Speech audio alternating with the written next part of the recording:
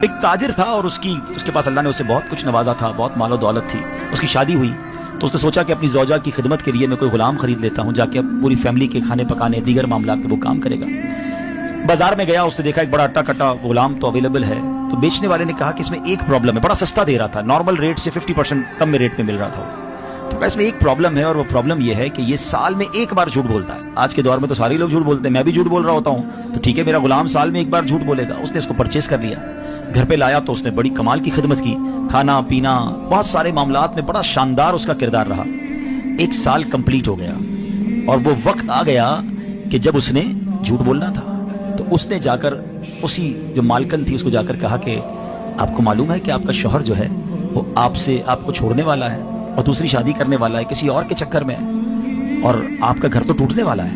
वो औरत होती है, बगैर कंफर्मेशन के वो मान गई कि अच्छा ऐसी बात है. तो कहा मेरे पास एक तरीका है, मैं आपके शौहर को आपकी तरफ वापस ला सकता हूँ. क्या तरीका है? कहा बस आप उसकी गर्दन पर दाढ़ी के जो बाल है ना वो मुझे कुछ काट के ला दें, मैं बस कुछ पढ़ूंगा तो वो फिर आपकी तरफ आ जाएगा. और ये इस तरह है, ये लीजिए और इससे जाके इसके बाल काट लीजिएगा. औरत ने कहा ठीक है, आज रात जब मेरा शौहर सोएगा तो मैं ये बाल काट के तुम्हें दे दूंगी, फिर तुम्हें जो अमल करना है वो कर लेना.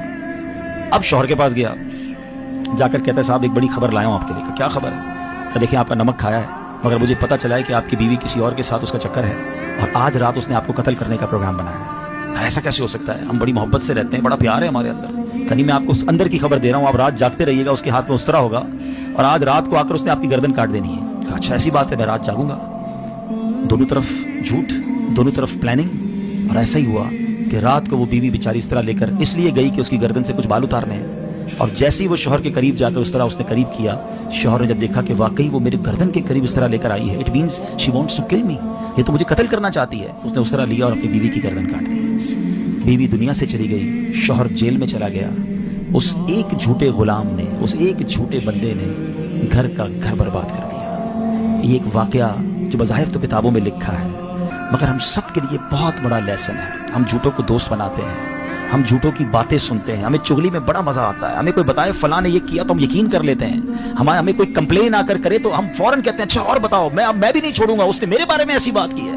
इतने कच्चे कान हैं हमारे जिसकी वजह से फैमिलियां बर्बाद हो गई, कारोबार बर्बाद हो गए, दोस्तियां खत्म हो गई, पार्टनरशिप डिलीट हो गई.